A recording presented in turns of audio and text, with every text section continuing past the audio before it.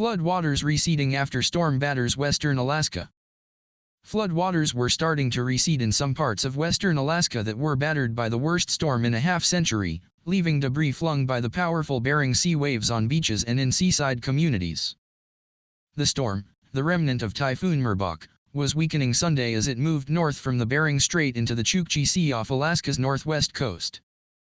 But it remained a hazardous threat to smaller communities along Alaska's northwest coast, said National Weather Service meteorologist Caitlin Lardio. This guy is going to hang out in the Chukchi Sea for the next few days and just rapidly weaken because it's so stationary, she said. The storm's crashing waves caused widespread flooding and damage along 1,000 miles, 1,609 kilometers, of the Alaska coastline, Alaska Gov. Mike Dunleavy said. It was also massive system big enough to cover the mainland U.S. from Nebraska west to the Pacific Ocean and from Canada to Texas that has influenced weather systems as far away as California. Where a rare late summer storm was dropping rain on the northern part of the state. There have been no reports of injuries or deaths in Alaska, the governor said during a Saturday evening news conference. However, roads have been damaged and state officials are assessing potential damage to seawalls, water and sewage systems, airports, and ports.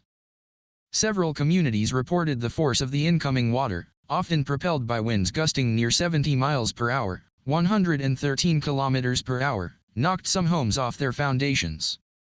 One house in Nome floated down a river until it got caught under a bridge.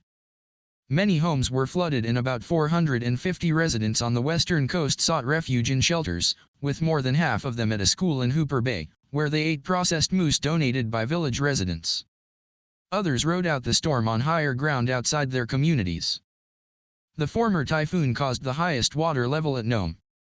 11.1 feet, 3.38 meters, above the normal tide level since a large storm in 1974, and other communities might have surpassed levels seen in 48 years ago. One of the big features of this storm was the wide swath of significant damage, said Rick Thoman, a climate specialist with the International Arctic Research Center at the University of Alaska Fairbanks. So, did it live up to the hype? I would say absolutely, he said of the storm, which had officials urging people to prepare days before it hit. Becca Luce and her family live about a half-mile from the Bering Sea coast in Nome.It did help a bit to stifle that aggressive fire, McLean said. But we're going to have new safety issues now with all the mud that's out there. And the ground moisture could cause some of those damaged trees to fall over. An average of a quarter inch, 2 centimeters, of rain fell overnight across Marin, Napa, and Sonoma counties north of San Francisco, with more than double that amount recorded in some mountain areas, the National Weather Service said. Winds gusting up to 40 miles per hour, 64 kilometers per hour, were forecast Sunday along northern California coastal areas and at higher elevations in the Sierra Nevada. Gusts that strong can blow down branches and drought-stressed trees and cause power outages, warned Weather Service meteorologist Ryan Walbrun.